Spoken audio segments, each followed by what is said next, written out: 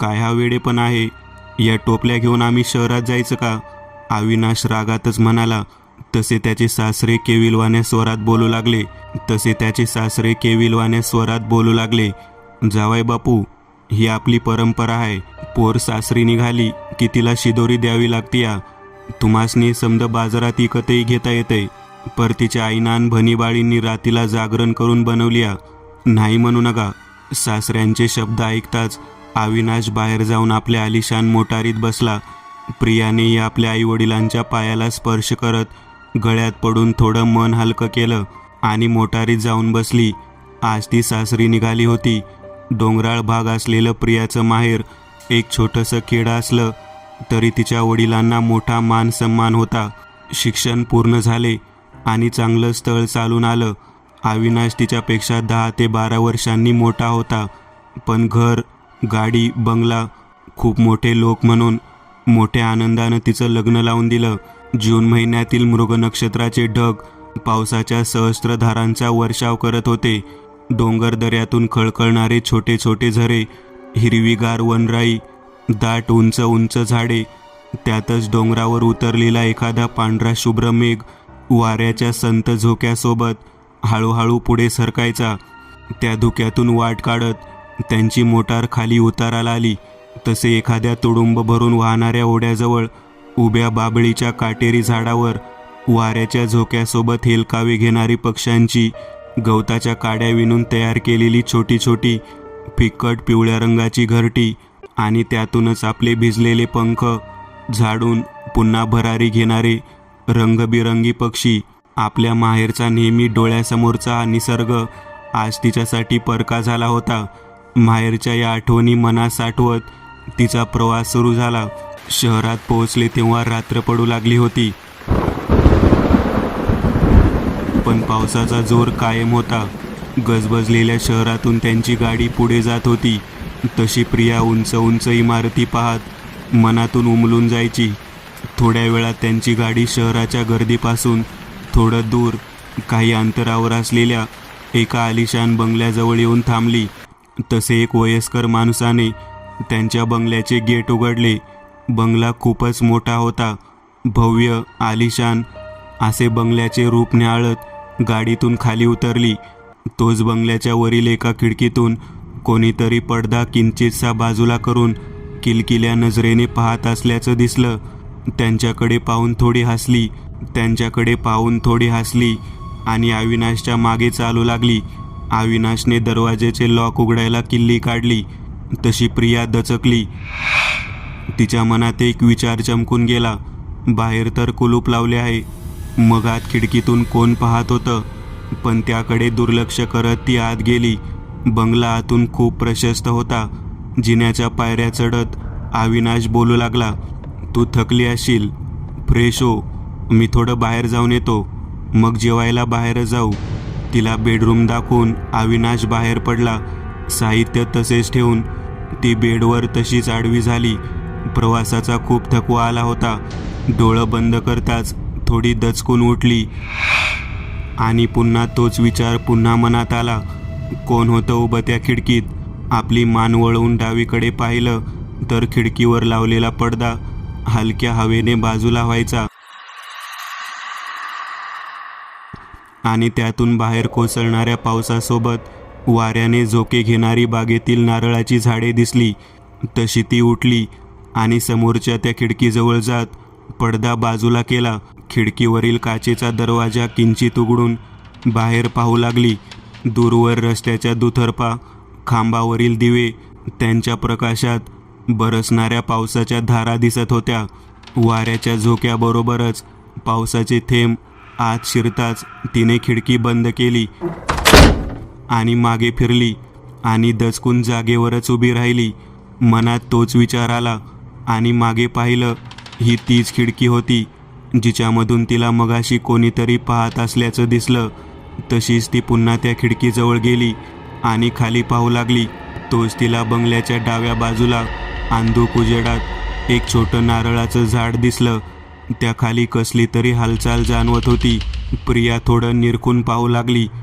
तशी त्या झाडाखाली कोणीतरी आहे आणि ते एका हाताने झाडाला धरून गोल गोल फिरत असल्याचं दिसलं. तिला थोडं विचित्र वाटलं, म्हणून ती हे पाहण्यासाठी आपल्या रूममधून खाली आली. बाहेर येत तिने वॉचमनला हाक दिली. "आहो काका." बंगल्याच्या आवारात वॉचमनला राहण्यासाठी बांधून दिलेल्या छोट्या घरातून हातात छत्री आणि टॉर्च घेऊन तो धावतच आला. "बोला मालकीनबाई." तशी प्रिया म्हणाली, "त्या नारळीच्या झाडाखाली कोणीतरी आहे, जरा बघाल का?" तसे ते आपल्या हातातील टॉर्चचा प्रकाश पाडत पाहू लागले. प्रिया बंगल्याच्या पायरीवरच उभी राहून पाहत होती. वॉचमनने सगळीकडे पाहिलं, पण काहीच दिसलं नाही. ती तशीच आत आली आणि आपल्या रूममध्ये गेली. बाहेर जेवायला जायचं होतं, त्यामुळे शॉवर घेतला आणि तयार होऊन अविनाशची वाट पाहत बसली. तिला वाचनाची आवड असल्याने सोबत आणलेली काही गोष्टींची पुस्तके काढून त्यातलं एक वाचत ती बेडवर आडवी झाली. आपले पाय बेडवरून खाली सोडून तिचं वाचन सुरू होतं, पण वाचता वाचता कधी झोप लागली तिला समजलंच नाही. इतक्यात आपल्या पायाच्या तळव्यावर कोणाचा तरी हलका स्पर्श होत असल्यासारखं वाटू लागलं. तिला हलकी जाग आली, पण डोळ्यावर झापड होतीच. पुन्हा ती तशी झोपू लागली. तोच कोणीतरी आपलं बोट पायाच्या तळव्यावर हळूच ओढलं. तशी ती एकदम जागी झाली. झटकन आपले पाय वर घेऊन उठून बसली. वर घड्याळात पाहिलं तर 1:30 वाजलेला. कसला तरी भास झाला असेल अशी मनाची समजूत काढली. अविनाश अजूनही आला नव्हता. दिवसभर पोटात अन्नाचा कण नव्हता, त्यामुळे तिला भूकही लागली होती. अविनाशला फोन केला, पण तो फोन उचलत नव्हता. शेवटी आईनं बांधून दिलेली भाजी भाकरी खाऊन घोटभर पाणी प्यायली आणि पुस्तक घेऊन पुन्हा वाचत बसली. तोच अविनाशच्या गाडीचा आवाज आला. तिनं खिडकीतून पाहिलं तर अविनाशसोबत आणखी एक माणूस होता. प्रियानं आपले केस नीट केले आणि एका हातात मोबाईल घेत दुसऱ्या हाताने आपला पदर सावरत खाली आली. ती खाली येईपर्यंत 2 वेळा बेल वाजली होती. गडबडीत तिने दरवाजा उघडला. तसं पडत झडत अविनाश आत आला. तो खूप प्यायला होता. तो पडणार, तोच प्रियाने त्याला सावरले. ती काही विचारणार तेवढ्यात सोबत आलेली व्यक्ती म्हणाली, "मालकीनबाई, मी तुमचा ड्रायव्हर बबन. त्यांना अशा अवस्थेत गाडी चालवता येणार नव्हती, त्यामुळे साहेबांनीच मला फोन करून बोलावून घेतलं होतं." एवढं बोलून ड्रायव्हरने तिच्या हातात गाडीची चावी दिली आणि निघून गेला. हातातील मोबाईल सोफ्यावर ठेवून अविनाशला पकडून ती आपल्या बेडरूममध्ये नेऊन बेडवर बसवले, पण तो तिथंच आडवा होत झोपी गेला. त्यानं दारू पिलेली पाहून प्रियाला भयंकर संताप आला. तिला झोप येत नव्हती, म्हणून पुन्हा ते पुस्तक वाचत बेडवरच बसली. वाचता वाचता तिला झोप लागते न लागते तोच परत तिच्या पायाच्या तळव्यावरून बोट फिरवल्यासारख्या स्पर्शाने ती झटकन जागी झाली आणि आपले पाय जवळ ओढून आजूबाजूला पाहू लागली. या घरात आल्यापासून तिला हा एकच भास होत होता, कदाचित आपल्या बेडखाली कोणीतरी लपून बसला असेल. या जाणीवेने ती आणखी घाबरली. थोडा वेळ तशीच बसून काही चाहूल येते का पाहिलं, पण सर्व काही शांत होतं. मग तिनं स्वतः बेडखाली काही आहे का हे पाहण्याचं ठरवलं, पण खाली उतरण्याचं धाडस होत नव्हतं. म्हणून आपले केस वर बांधून बेडवर पालती झाली. खाली पाहण्यासाठी हळूहळू पुढे सरकू लागली. तसे तिच्या काळजाचे ठोके वाढत होते. तिची नजर बेडखाली फिरत होती. खाली काहीच नव्हते, पण दुसऱ्या क्षणात लाईट्स गेल्या. तशी ती घाबरली आणि कोणतीही हालचाल न करता बेडवर शांत पडून राहिली. दूरवरून किंचितसा प्रकाश खिडकीमधून येत होता. टॉर्च लावण्यासाठी मोबाईल शोधू लागली. तसं लक्षात आलं की मगाशी अविनाशला वर आणताना मोबाईल हॉलमध्येच राहिला. तशी हातबल होऊन ती झोपण्याचा प्रयत्न करू लागली. काही वेळ एक नीरव शांतता होती, पण ती जास्त वेळ राहिली नाही. आपल्या रूममध्ये कसला तरी आवाज येत असल्याचं प्रियाला जाणवलं. श्वास रोखून प्रिया तो आवाज ऐकण्याचा प्रयत्न करू लागली. कोणीतरी आपल्या रूममधील फरशीवर कणत आपलं डोकं आपटत असल्यासारखं वाटू लागलं. प्रियाला हे थोडं विचित्रच वाटू लागलं. तोच कोणीतरी रांगत सरपटत फिरत असल्याचं जाणवू लागलं.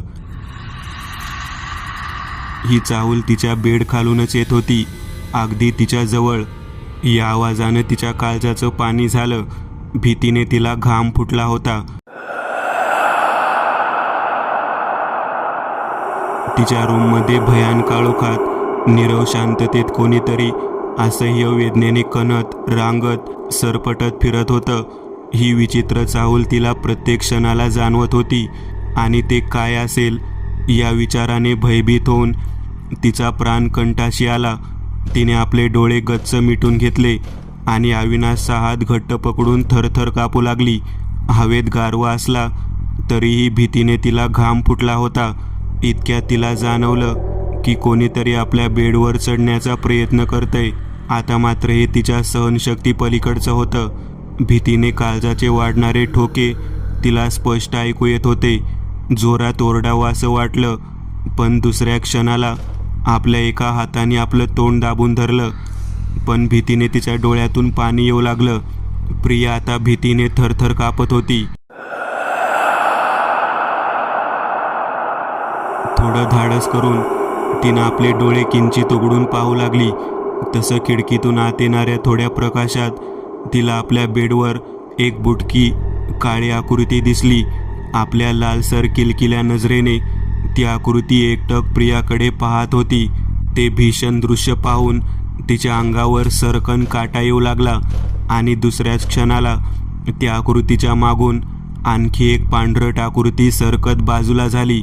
आता मात्र तिची सहनशक्ती संपली. आपल्या दोन्ही मुठी करकचून आवळून ती जोराने किंचाळणार तोच लाईट्स आल्या आणि त्या भयानक आकृत्या कुठेतरी नाहीशा झाल्या. मगापासून सुरू असलेला थरार, तो विचित्र आवाज, सर्व काही शांत झालं होतं. घड्याळात पाहिलं तर रात्रीचे 3 वाजून गेलेले. प्रियंका अजूनही थरथरत होती. भयभीत नजरेने ती आजूबाजूला पाहत होती. इतक्यात तिची नजर बेडरूमच्या दरवाजावर गेली. दरवाजाच्या खालच्या फटीतून पलीकडे कोणीतरी उभा आहे आणि हळूहळू दूर चालत जात असल्याचं जाणवलं. मगापासून सुरू असलेला भयानक खेळ थांबला असला तरी प्रियाचं काळीज अजूनही जोरजोरात धडधडत होतं. ही रात्र कधी संपेल असं तिला वाटत होतं. पहाटे कधी झोप लागली समजलंच नाही. तिला सकाळी जाग आली तेव्हा अविनाश आवरून ऑफिसला जाण्याची तयारी करत होता. रात्री घडलेला प्रकार अविनाशला सांगावा असं वाटलं, पण त्याच्या तापट स्वभावामुळे ती काही न बोलता उठली आणि फ्रेश व्हायला गेली. तेच बाहेरून अविनाशचा आवाज आला, मला उशीर होतोय, मी निघतो, बाहेरच जेवण करेन. एवढं बोलून तो निघून गेला.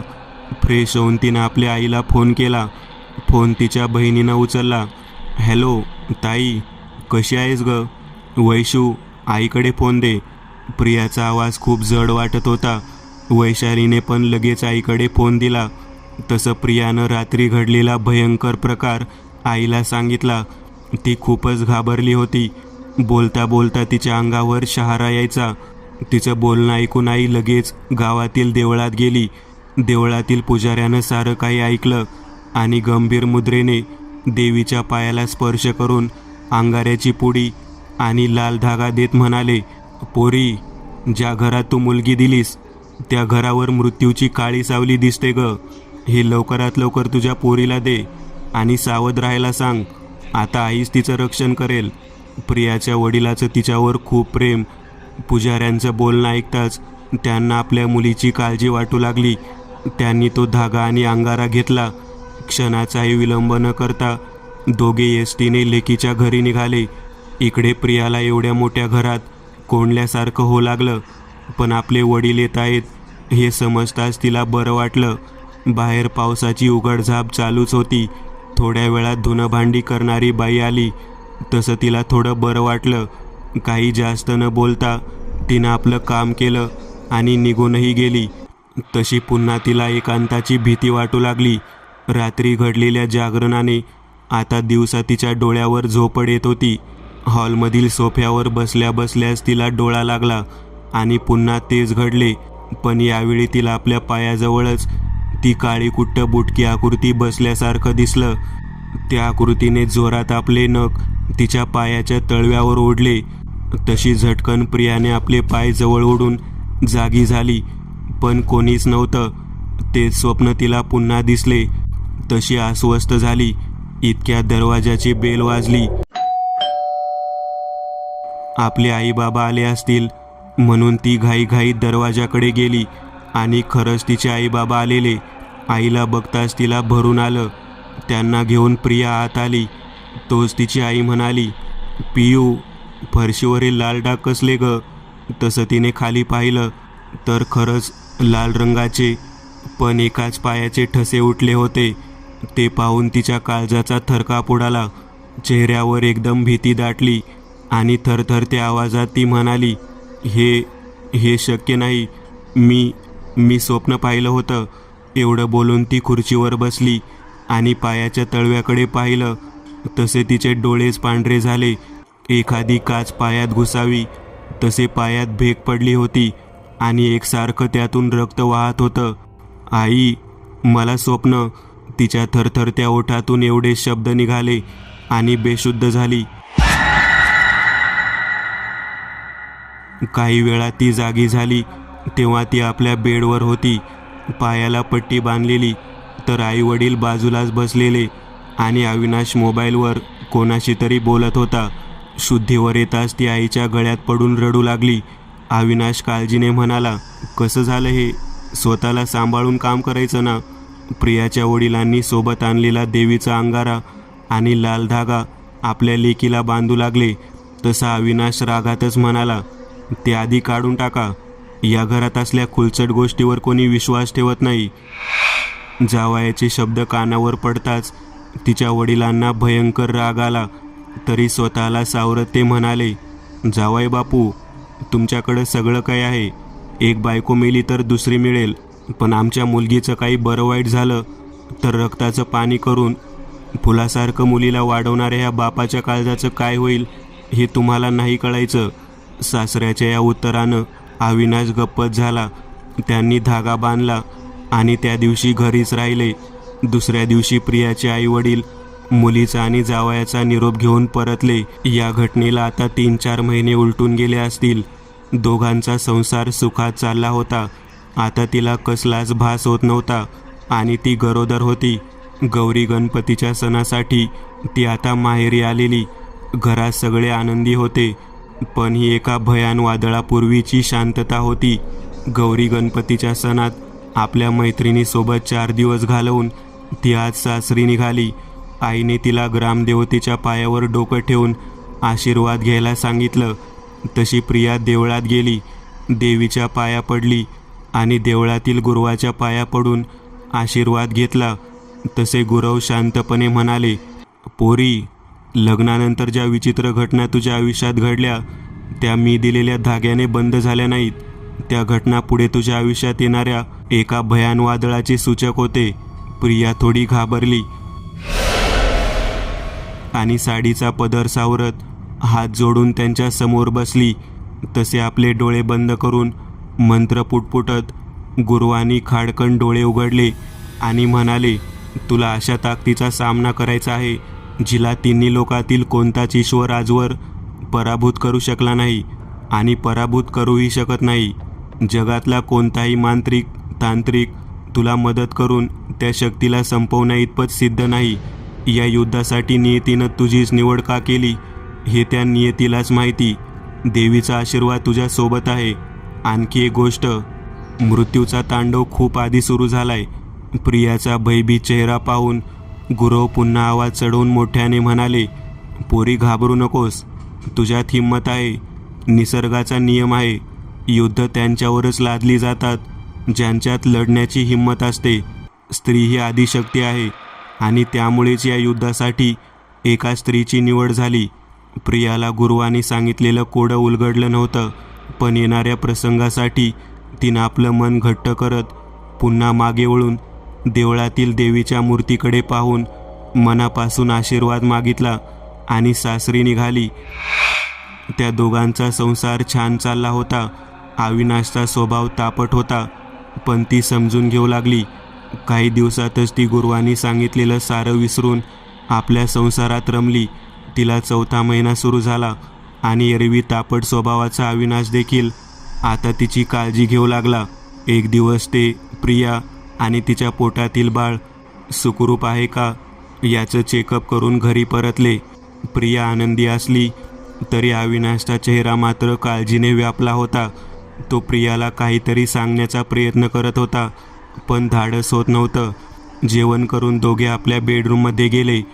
नवरा उदास आहे हे लक्षात येताच ती म्हणाली, काय झालं, तुम्हाला बरं वाटत नाही का? म्हणत ती त्याच्या कपाळाला हात लावून पाहू लागली. तसा अविनाशने तिचा हात आपल्या हाती घेत जड अंतकरणाने म्हणाला, पियू, आय लव्ह यू. त्याचे थरथरते शब्द ऐकताच प्रियाला थोडी काळजी वाटली. Love you too. पण काय झालं, इतके का अस्वस्थ आहात? पियू, तुला मन घट्ट करावं लागेल, प्लीज. काय झालं सांगाल का? तसा अविनाश शांतपणे सांगू लागला, डॉक्टरांनी तुझं चेकअप करून मला आपल्या केबिनमध्ये बोलावलं होतं. त्यांनी सांगितलं की आपल्या बाळाच्या हृदयात छिद्र आहे. ते जन्मले तरी जास्त दिवस नाही जगणार. त्याचे शब्द कानावर पडताच प्रिया स्तब्ध झाली. तिच्या डोळ्यातून अश्रू आले. थरथरत्या आवाजात ती म्हणाली, हे खोटं आहे. माझ्या बाळाला काही झालेलं नाही. तिला सावरत अविनाशने जवळ घेत म्हणाला, अबॉर्शन हा एकच पर्याय डॉक्टरांनी सांगितलाय. मी उद्या त्यांची वेळ घेतो. अविनाश कधी झोपी गेला, पण तिची झोप उडाली होती. तीही झोपण्याचा प्रयत्न करत होती, पण आपल्या मातृत्वाचे स्वप्न तुटलेले पाहून तिचे अश्रू अजूनही गालावरून ओघळत केसामध्ये विरून जायचे. आपल्या पोटावरून हात फिरवताना तिला आणखीनच भरून यायचं. तसाच विचार करत ती झोपली. पण डोळा लागतो न लागतो तोच तिच्या पायाच्या तळव्यावरून बोट ओढल्याचा भास झाला आणि झटकन जागी झाली. खूप दिवसांनी हा भास झाला होता, त्यामुळे थोडी घाबरली. काही वेळ तशीच शांत बसून राहिली. तोच कसला तरी आवाज आला. ती शांतपणे श्वास रोखून ऐकू लागली. तशी एक लहान मुलगी हुंदके देत रडत असल्याचं जाणवलं. अविनाशला उठवायचा प्रयत्न करावा तर तो दिवसभराच्या कामाने कंटाळला होता, म्हणून ती स्वतःच उठून आवाजाचा वेध घेत बेडवरून खाली उतरली. तोच प्रियंकाला खाली पाणी सांडलं असल्याचं जाणवलं. तिला आश्चर्य वाटलं. पाणी इथं कोणी सांडलं म्हणत ती चालू लागली. आवाज बाथरूममधून येत होता, म्हणून तिनं बाथरूमकडे पाहिलं आणि तिच्या काळजात सर्रकन झालं. दचकून ती जागेवरच उभी राहिली. बाथरूममधून एक बुटकी 2.5-3 फूट उंचीची काळी कुट्ट आकृती तिला वाकून पाहत होती. तिच्या चेहऱ्याचा थोडाच भाग दिसत होता. केस लांब आणि पाण्याने भिजले होते. तिच्या भिजलेल्या केसामधून पाणी खाली फरशीवर पडत होतं. प्रिया हळूहळू तिच्याकडे चालू लागली. तशी ती आकृती आत सरकली. स्वतःला सावरत प्रिया बाथरूमचा दरवाजा उघडून आतमध्ये गेली. तशी तिच्या भोवतीचं वातावरणच बदलू लागलं. बाथरूमच्या पांढऱ्या फरशीवर झाडाचा पालापाचोळा दिसू लागला. ती भयभीत नजरेने आजूबाजूला पाहू लागली. तसं काळोखात तिच्या भोवती नारळीची छोटी छोटी एकसारखी झाडे दिसू लागली. तिथंच मध्ये रिकाम्या जागेत एक खोल खड्डा खणला होता, जो पावसाच्या पाण्याने पूर्ण भरला असल्याचं दिसू लागले. या दृश्याने प्रिया थरथरली. काही समजायच्या आत पुन्हा तिला कोणीतरी हुंदके देत रडत असल्याचा आवाज येऊ लागला. ती शांतपणे तो आवाज ऐकण्याचा प्रयत्न करू लागली. तसं तिच्या लक्षात आलं की तो आवाज त्या खड्ड्यामधल्या पाण्यातून येत होता. तिची नजर खड्ड्यामधील पाण्यावर गेली. झाडाचा पालापाचोळा पडून ते पाणी काळेकुट्ट दिसत होतं. ती सावध होऊन एकसारखी त्या पाण्यात पाहत होती. इतक्या तिला कोणीतरी हाक दिली, आई, मला वाचव ग. आणि दुसऱ्या क्षणात त्या खड्ड्यामधून एका मुलगीचा हात बाहेर आला. तशी प्रिया थरारली. तिचा तोल गेला, पण मागे भिंत असल्याने ती सावरली आणि समोरचं ते भयान दृश्य धडधडत्या काळजाने पाहू लागली. त्या घाण पाण्यातून ती मुलगी रांगत बाहेर येण्याचा प्रयत्न करू लागली. समोरचं दृश्य पाहून प्रिया खाली बसली. तशी पाण्यातील गाळ आणि लाल चिखलाने माखलेली ती मुलगी रांगत सरपटत ती उठून उभी राहिली. तिच्या केसामध्ये चिखल पाणी खाली ओघळत होतं. लाल रक्ताळलेल्या डोळ्यांनी ती प्रियाकडे पाहत म्हणाली, आई, आणि आपल्या हाताचे बोट डावीकडे दाखवत जोरात ओरडली. तिच्या आवाजाने प्रियाच्या मेंदूत झिंझिण्या आल्या. तसेच त्या मुलीने बोट केलेल्या ठिकाणी प्रिया पाहू लागली तर समोरच एका नारळीच्या झाडाखाली एक बाई आपल्या 3-4 वर्षाच्या मुलीला मांडीवर घेऊन झोपण्यासाठी अंगाई म्हणत होती. प्रिया उठून चालत त्या बाईकडे जात तिच्या मांडीवर झोपलेल्या मुलीकडे पाहू लागली. तसं तिच्या लक्षात आलं की हीच ती मुलगी जी आता त्या खड्ड्यातून बाहेर आली आणि चिखलाने बरबटली होती. थरथर त्या नजरेने प्रिया त्या बाईकडे पाहिलं. तशी तिची दातखिळीच बसली. तिला दिसलं की आपणच त्या मुलीला मांडीवर घेतलंय. या भयान दृश्याने ती जोरात किंचाळली. तसा अविनाश धावत आत आला. ती थरथर कापत होती. तिला सावरत अविनाश आत घेऊन आला. तिचं सगळं ऐकून घेत अविनाश म्हणाला, तुला एखादं वाईट स्वप्न पडलं असेल. पण ती अजूनही थरथर कापत होती. दुसऱ्या दिवशी दोघेही हॉस्पिटलमध्ये गेले. तिथं नेहमीचीच गर्दी. दोघे नंबर वाट पाहत बसलेले. अविनाशचा मोबाईल वाजला. फोनवर बोलत तो बाहेर गेला. तसं प्रियानं आपला चेकअप केला, रिपोर्ट पाहिला, पण तिला तसं काहीच प्रॉब्लेम दिसला नाही. तशीच ती डॉक्टरांना भेटायला केबिनमध्ये गेली. डॉक्टरांनी जे सांगितलं ते ऐकून तिच्या पायाखालची जमीनच सरकली. आपला हुंदका आवरत ती तिथून बाहेर पडली. ती अविनाशला न भेटताच घरी आली. आईला फोन करायचा प्रयत्न केला, पण तिचा फोन लागत नव्हता. आपल्या रूममध्ये बसून हुंदके देत रडत होती. थोड्या वेळातच अविनाश घरी आला. त्याला पाहून ती खूपच चिडली. तुम्ही माझ्याशी खोटं बोललात. इतका मोठा विश्वासघात का? मला माहिती आहे, पण मला तुमच्याकडून उत्तर हवं आहे. तिचं बोलणं ऐकून घेत अविनाश शांतपणे म्हणाला, सॉरी, मला माफ कर. मी खोटं बोललो तुझ्याशी, पण माझा नाईलाज होता. माझ्या आईवडिलांची हीच इच्छा होती, पण त्याआधीच ते गेले. त्यांच्या अतृप्त आत्म्याला अजून शांती नाही भेटलेली. माझ्यासाठी नाही, पण त्यांच्यासाठी. अविनाशचं बोलणं ऐकून ती संतापली. म्हणून मी माझ्या बाळाचा जीव घेऊ? नाही, मी या बाळाला जन्म देणार. तिचं बोलणं मध्येच थांबवत तो म्हणाला, मग तुला माझ्याशी घटस्फोट घेऊन इथून कायमचं जावं लागेल. एवढं बोलून अविनाश गाडी घेऊन ऑफिसला गेला. पण त्याचे शब्द कानावर पडताच ती हादरून गेली. त्या रात्री अविनाश घरी उशिरा परतला, पण तो खूप प्यायला होता. तो काही न बोलता तसाच झोपी गेला. प्रिया त्याच्या शेजारीच बसलेली. आज तिच्या पोटात अन्नाचा कणही पडला नव्हता. सगळं शांत, भकास वाटत होतं. डोळे मिटून ती पडून राहिली. बराच वेळ ती तशीच बसून होती. आपल्या विचारांमध्ये ती इतकी गोरफटून गेली होती की तिला कसलंच भान राहिलं नव्हतं. तोच तिला कसलासा आवाज येत असल्याचं जाणवलं. तशी ती सावध झाली. आपले अश्रू स्वच्छ करून ती आवाज स्पष्ट ऐकण्याचा प्रयत्न करू लागली. कोणीतरी आपल्या रूमच्या बाहेर चालत असल्याचा भास झाला. तिनं अविनाशला उठवण्याचा प्रयत्न केला, पण तो गाढ झोपेत होता. न राहून ती उठली आणि हळूच दरवाजा उघडून बाहेर आली. बाहेरचे लाईट्स बंद होते, त्यामुळे तिला नीटसं काही दिसत नव्हतं. पण एक अस्पष्ट पांढरट आकृती पायऱ्या उतरून खाली जात असल्याचं जाणवलं. तशी प्रिया ही लाईट्स न लावता तिच्या मागे चालू लागली. इतक्यात चालताना तिचा धक्का लागून फ्लावर पॉट खाली पडला. प्रियानं तो उचलून वर ठेवून समोर पाहिलं तर कोणीच नव्हतं. भास झाला असेल म्हणून थोडा वेळ ती तशीच हॉलमधील सोफ्यावर डोळे बंद करून बसली. तोच तिला पुन्हा एक वेगळाच आवाज येऊ लागला. खन खन अशा आवाजाने ती सावध झाली आणि उठून त्याचा वेध घेत चालू लागली. दरवाजा उघडून बाहेर आली तसा आवाज वाढू लागला. आवाज त्यांच्याच बागेतील मागील बाजूने येत होता. ती हळूहळू पुढे निघाली. इतक्यात तिला दिसू लागले की बागेतील एका अंधाऱ्या जागेवर तीच पांढरट आकृती उभी आहे. तिच्या हाती असलेल्या हत्यारानं ती जमीन खोदण्याचा प्रयत्न करते. प्रियाला थोडी भीती वाटली, पण ते कोण आहे हे पाहण्यासाठी ती आणखी पुढे निघाली. पुढे जाता जाता ती आकृती थोडी स्पष्ट होऊ लागली. प्रियाला दिसू लागलं की पांढरी शुभ्र साडी नेसलेली एक बाई हाती कुदळ घेऊन नारळीच्या झाडाखालची जमीन खोदण्याचा प्रयत्न करते.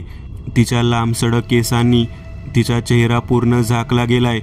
जमिनीवर प्रहार करताच तिच्या बांगड्या फुटून खाली पडायच्या. तिच्याकडे पाहून तिच्या अंगावर सरकन काटा आला.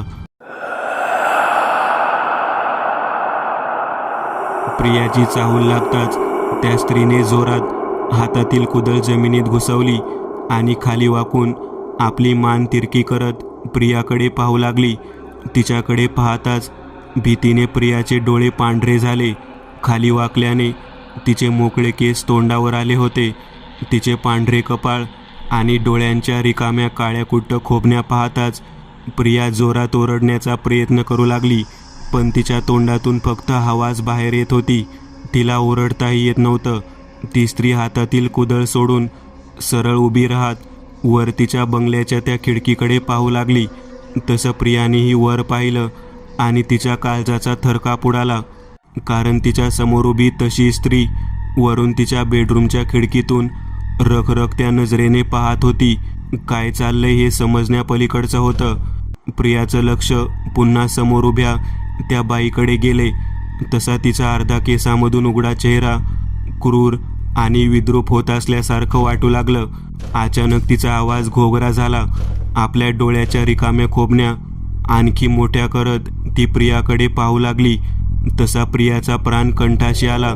भीतीने तिचे पाय जमिनीत रुतून बसल्यासारखी ती स्तब्ध होऊन पाहत होती. हळूहळू समोर उभ्या त्या स्त्रीने आपल्या हाताचे बोट पुढे करून खुणावले. तसं प्रियानेही आपल्या मागे पाहिले आणि भीतीने आपलं काळीच छाती फोडून बाहेर आल्यासारखे धडधडू लागले, कारण तिच्या पाठीमागून काहीच अंतरावरून एक काळी कुट्ट बुटकी आकृती ओरडत वेगाने धावत तिच्या दिशेने येत होती. त्या भयान घोगऱ्या आवाजाने प्रियाचं डोकं बधीर होऊ लागलं. भयभीत नजरेने ती धावत येणाऱ्या आकृतीकडे पाहत होती. घोगऱ्या आवाजात धावत त्या आकृतीने त्या नारळीच्या छोट्या झाडात झेप घेतली आणि अदृश्य झाली. तशी ती समोर उभी स्त्री हातात कुदळ घेऊन जोरजोरात रडत ओरडत किंचाळत त्या झाडाखालील जमीन खोदू लागली. समोर घडलेले हे भीषण दृश्य पाहून तिला भोवळ आली आणि ती तिथेच बेशुद्ध झाली. प्रिया शुद्धीवर आली तसा अविनाश तिच्या जवळ बसलेला आणि बाजूला उभा वयस्कर वॉचमन काहीतरी बोलत होता. साहेब, वर्षभरापूर्वी तुमचे आई वडील त्या जागेवर हार्ट अटॅकनं मरण पावले. तुमचा आधीचा वॉचमन देखील त्या जागेवर मरून पडलेला दिसला. तसा डोळ्यांवरचा चष्मा काढत अविनाश वैतागून म्हणाला, काय म्हणायचं आहे तुम्हाला? तसा वॉचमन हात जोडून बोलू लागला, रागावू नका साहेब, पण मलाही वाईट अनुभव येत आहेत. कोणीतरी पायावर बोट फिरवून गेल्यासारखं कोणीतरी रांगत सरपटत फिरत आहे असा भास होतोय. प्रिया शांतपणे त्यांचं बोलणं ऐकत होती. वॉचमन तिथून गेला तसे तिने डोळे उघडले आणि आता आपण ठीक आहोत म्हणत अविनाशला ऑफिसला जायला सांगितले. तोही ऑफिसला निघून गेला. वॉचमनच्या बोलण्याचा विचार करत ती उठली आणि बाहेर आली.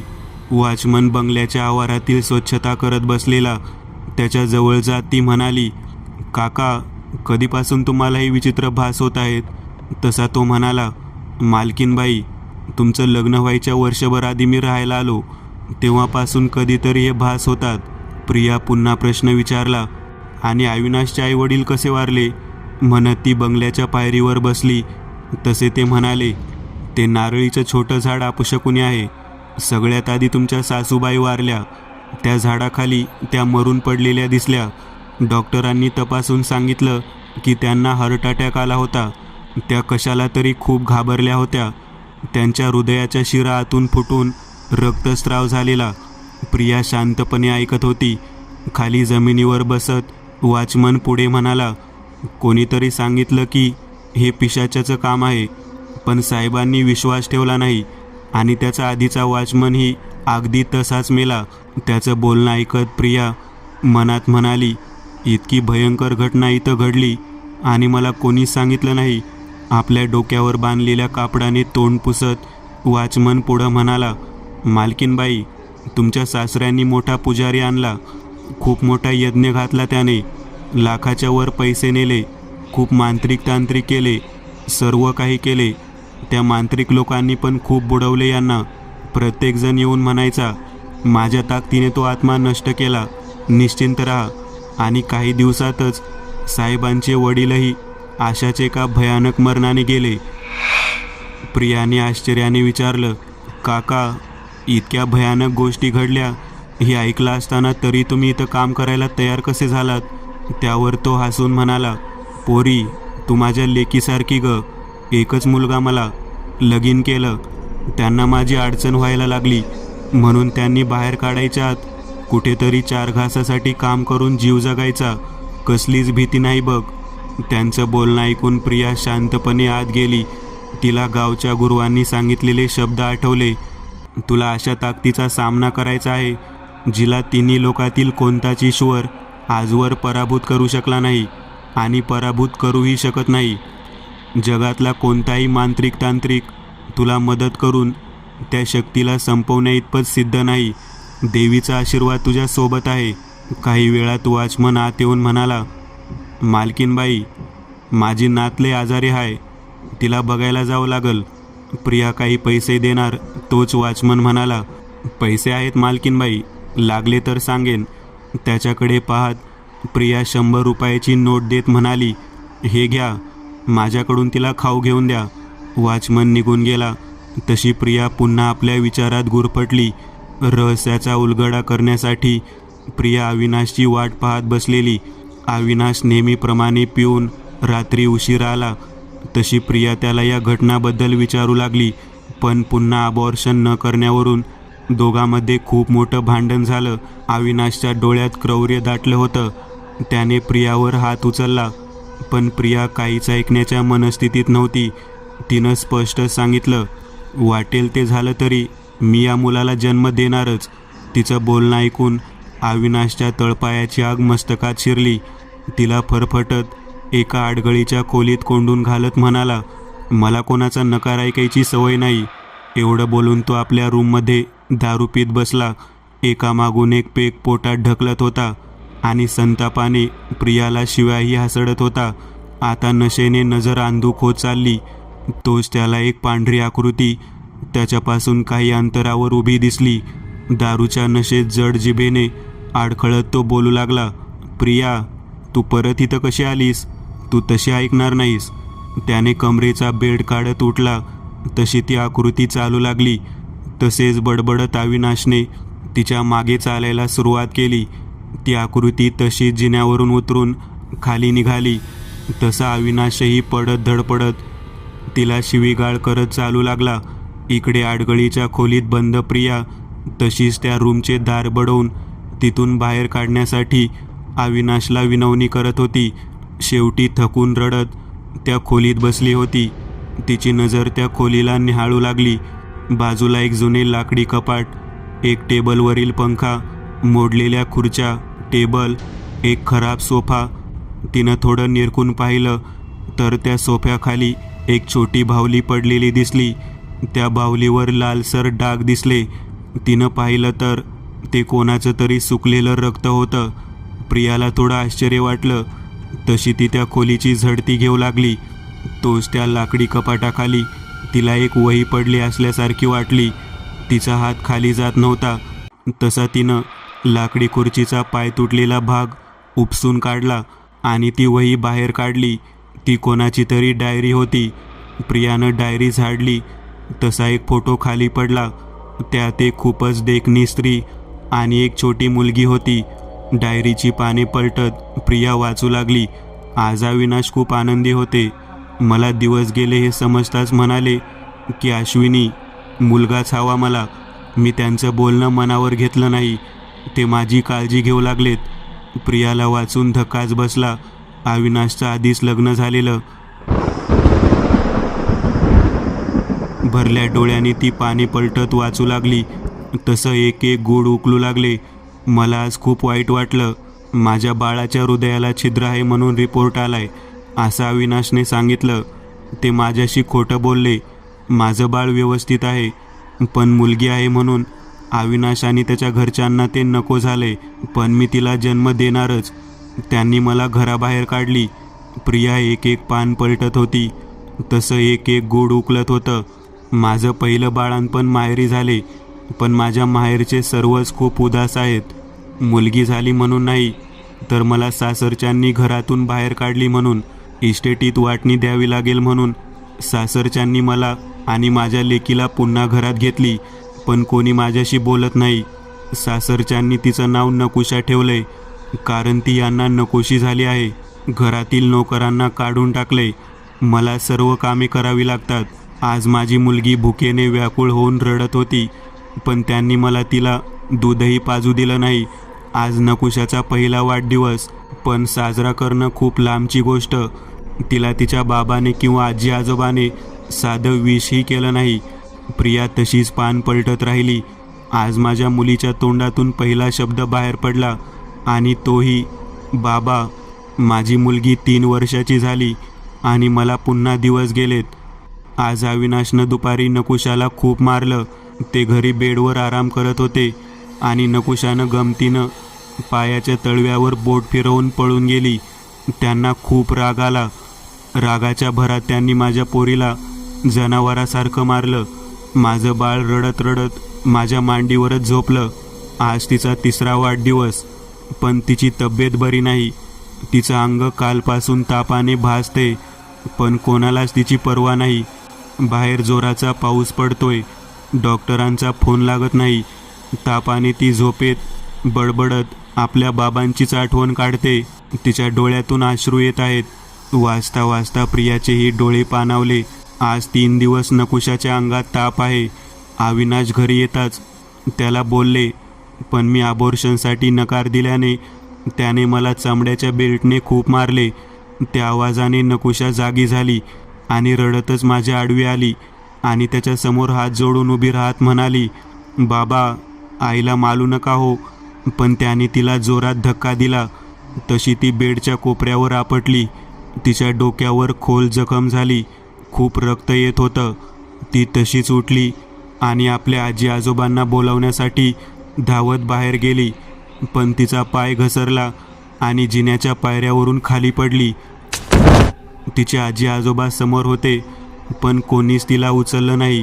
प्रियाला त्या पानावर अश्रूचे सुकलेले उरण दिसले. तिने ते पान पलटले. नकुशाच्या डोळ्यातून एकसारखं पाणी येतंय. तिचं अंग तापाने भासतंय. डोक्यातही खोल जखम झालीये. त्यावर साडीचा पदर फाडून बांधलाय, पण तिच्या मोडलेल्या हाताला खूप वेदना होत आहेत. ती माझ्या मांडीवर डोकं ठेवून हुंदके देते, पण कसं सांगू तिला की तिच्या वेदना पाहून माझं काळीज फाटत होतं. माझ्या डोळ्यातलं पाणी बघताच रडत रडत आपल्या बोबड्या शब्दात मला म्हणाली, आई, तू कशाला ललतेस ग? एवढं बोलून नकुशा उठली आणि माझ्या पाठीवर उठलेले वळ पाहत त्यावरून आपला एक हात फिरवत म्हणाली, आई, तुला पण खूप दुखतंय का ग? तिच्या बोबड्या शब्दाने काळीज आणखीनच तुटतंय. काय करू देवा? वाचता वाचता प्रियाच्या डोळ्यातून अश्रू आले. तिने आणखी एक पान पलटले. मी आज नाईलाजानं अबॉर्शन करायला गेले होते, कारण त्या बदल्यात ते माझ्या मुलीला डॉक्टरांकडे घेऊन जाणार म्हणालेत. घरी यायला रात्र झाली, पण घरी परत असताना बागेच्या आवारात एक मोठा खड्डा खणलेला दिसला. मला पुन्हा त्या आडगळीच्या खोलीत ठेवलं. आत गेले तसे वेदनेने आई ग म्हणत कळवळणाऱ्या नकुशाचा आवाज आला. मला पाहताच तिला आणखीच हुंदका आला. ती खाली रडत बसलेली, आपला मोडलेला हात किंचित पुढे करत केविलवाण्या नजरेने माझ्याकडे पाहत म्हणाली, आई, खूप दुखतंय ग. तिचे पाणावलेले डोळे पाहून गहीवरून आलं. तिला जवळ घेत मी पाहिलं तर तिचा हात सुजून काळा निळा पडू लागला होता.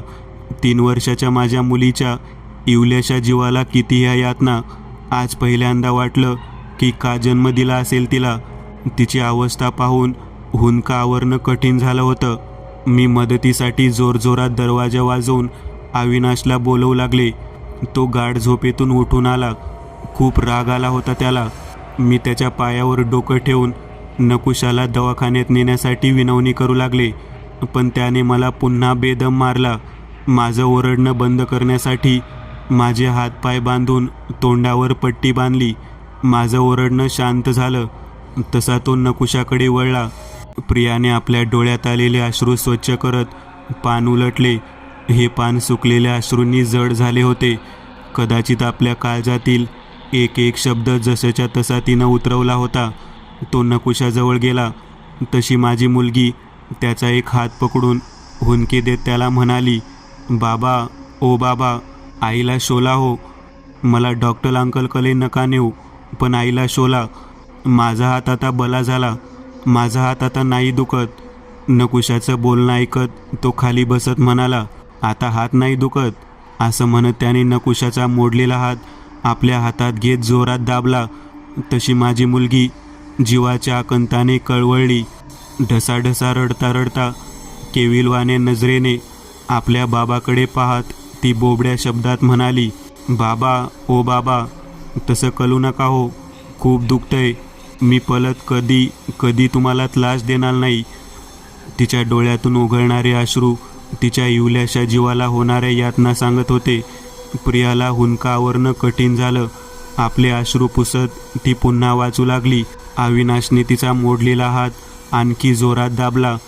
तसे नकुशाने विवळत भरलेल्या नजरेने माझ्याकडे पाहत मला म्हणाली, आई, तू तरी सांग की ग बाबांना, खूप दुखतोय ग माझा हात.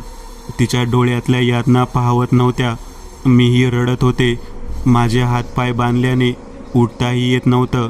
माझं डोकं मी जमिनीवर आपटत त्याच्याकडे नकुशाच्या जीवाची भीक मागत होते. पण कुणाच्याच काळजाला पाजर फुटत नव्हता. तशीच रांगत सरपटत तिच्याकडे जाऊ लागले. नकुशा अविनाशच्या गालावर आपला दुसरा हात प्रेमाने फिरवत म्हणाली, बाबा, माझं काय चुकलं हो. मी पलत तुमच्या पायाला गुदगुल्या नाही करणार. तिचं बोलणं ऐकताच अविनाश म्हणाला, तुझं चुकलं. या घरात मुलगी म्हणून जन्माला आलीस आहे. माझ्या आईबाबांना वंश चालवायला मुलगा हवा होता. एवढं बोलून त्याने माझ्या नकुशाच्या मोडलेला हात पकडून खसकन जवळ ओढली. एखाद्या गाईचं वासरू जीवाच्या आकंतानं जोरात थांबरावे तशी नकुशा ओरडू लागली. तिचा टाहो ऐकून काळीजच फाटलं. तोच तिला खाली जमिनीवर पाडले. आपल्या दुसऱ्या हाताने तिचं नाक आणि तोंड दाबून धरलं. ती टाचा घासत होती, तडफडत होती. तिच्या शरीराला होणाऱ्या यातना पाहून मीही तडफडत होते. माझी लेक गुदमरून टाचा घासत होती. तसं माझ्या काळजाच्या चिंधड्या होऊ लागल्या, पण त्याला दया आली नाही. मी सरपटत येऊ लागले, पण तोवर तिची धडपड शांत झाली. इवलासा जीव तिच्या देहातून निघून गेला होता. मी तशीच नकुशाच्या निष्प्राण देहाकडे भरल्या डोळ्यांनी पाहत होते. अविनाश निघून गेला, पण माझ्या लेकीच्या देहापुढं आपलं डोकं आपटत होते. तशी सरपटत पुढे आले आणि तिच्या छातीवर डोकं ठेवून रडू लागले. तिला आता वेदना होत नव्हत्या. तिचे डोळे उघडेच होते. असं वाटत होतं की झटकन उठून धावत माझ्या कुशीत शिरेल, पण ती आता कधीच उठणार नव्हती. खाली जमिनीवर पडलेलं तिचं प्रेत पाहताना तिचा एक एक शब्द आठवत होता, आई, आपल्या घरात कोणीच का माझ्याशी बोलत नाही. एक दिवस मी पण कोणाशीच बोलणार नाही. ती आता कोणाशीच बोलणार नाही, अगदी तिच्यावर जीवापाड प्रेम करणाऱ्या आईशी पण. माझे हात कसे बसे सोडवून मी ही डायरी लिहिते. तिचं प्रेत माझ्या मांडीवरच आहे. माझ्या मुलीचा खून त्यांनी माझ्यासमोर केलाय, त्यामुळे ते मला जिवंत सोडणार नाहीत. पण ही डायरी त्याला फासावर चढवेल. यानंतरची सर्व पाने रिकामी होती. अविनाशचं हे भयंकर रूप प्रियंकासमोर आलं. तशी ती खूप चिडली. अचानक त्या डायरीच्या रिकाम्या पानावर काही शब्द उमटू लागले. प्रिया निरखून पाहत वाचू लागली. माझाही गळा बेल्टने आवळून अविनाशने मला ठार केलं. घरच्या वॉचमन आणि अविनाशने आम्हा दोघीचं प्रेत बागेतील त्या खड्ड्यात पुरून त्यावर नारळीचं झाड लावलं. आमची शरीर संपली, पण आत्मे या घरात तसेच फिरत आहेत. माझी नकुशा आता तुझ्या पोटी जन्म घेते. मी माझ्या लेकीसाठी खूप तळमळले. आता ती जन्म घेईल आणि माझा आत्मा मुक्त होईल. पण मी नेहमी तिच्या सोबत असेन, तिला प्रत्येक संकटातून वाचवायला. उमटलेले ते शब्द पुन्हा नाहीसे झाले. वाचता वाचता पहाटे तिला डोळा लागला. कसल्याशा आवाजाने प्रियाला जाग आली. सकाळ झाली होती. बाहेर पोलीस होते. त्यांनी प्रियाला बाहेर आणून बसवत म्हणाले, माफ करा मॅडम, पण काही प्रश्न विचारावे लागतील. तुम्ही त्यांना ओळखू शकाल? ते काय बोलत आहेत तिला काही समजत नव्हतं. तोच एक लेडी कॉन्स्टेबल म्हणाली, मॅडम, त्यांचे चेहरे झाकले होते का? प्रिया प्रत्येकाकडे आश्चर्याच्या मुद्रेने पाहत होती. काय बोलावं तिला सुचत नव्हतं. तोच ती लेडी कॉन्स्टेबल सब इन्स्पेक्टरना म्हणाली, सर, त्या शॉक झाल्या आहेत. ही केस खूपच कॉम्प्लिकेटेड आहे. मागील 1.5 वर्षापूर्वी याच बंगल्यातील बाई आणि तिची मुलगी अचानक बेपत्ता झाली होती. ती वेडी होती अशी कंप्लेंट तिच्या सासऱ्याने दिली होती. त्यानंतर वर्षभरात याच बंगल्यात 3 खून झालेत आणि हा 4था. तोच बाजूला उभा दुसरा कॉन्स्टेबल साहेबांच्या कानापाशी जात हळूच म्हणाला, साहेब, मला तर वाटते की हे खंडणीसाठी झालं असावं. त्यांचं बोलणं ऐकून इन्स्पेक्टर साहेब हळूच त्या कॉन्स्टेबलच्या कानात म्हणाले, जी गोष्ट आपल्या जवळ नाही त्यावर ताण कशाला देता? त्यावर तो कॉन्स्टेबल म्हणाला, अगदी बरोबर बोलताय सर, पण तुम्ही कशाबद्दल बोलताय? त्यावर त्याच्या थोडं जवळ जात इन्स्पेक्टर म्हणाले, मी तुमच्या बुद्धीबाबत बोलतोय. कारण जर खंडणीसाठीच खून झालेत तर मग इथल्या जुन्या वॉचमनला मारायची काय गरज होती? काय झालं हे प्रिया पाहायला बाहेर गेली तर त्या नारळीच्या झाडाखाली अविनाशचा छिन्नविछिन्न अवस्थेतील मृतदेह पडला होता. त्याच्याकडे पाहताच प्रियाला गावच्या गुरुवांनी सांगितलेले कोडे उकलले. जगातला कोणताही मांत्रिक तांत्रिक त्या शक्तीला संपवण्या इतपत सिद्ध नाही, कारण आई इतके शक्तिशाली जगात कोणीच नाही. प्रियाच्या चेहऱ्यावर एक समाधान होतं. एका राक्षसाचा अंत झाला आणि तिच्या मुलीला आता जन्म घेण्यापासून रोखणारं कोणीच नव्हतं. तिचा जन्म विधिलिखित होता, जो कुण्या राक्षसाच्या मर्जीनं थांबणार नव्हता. मित्रांनो, आज पुरतं एवढंच. तुम्हाला जर काही गोष्ट आवडली असेल तर नक्की लाईक करा.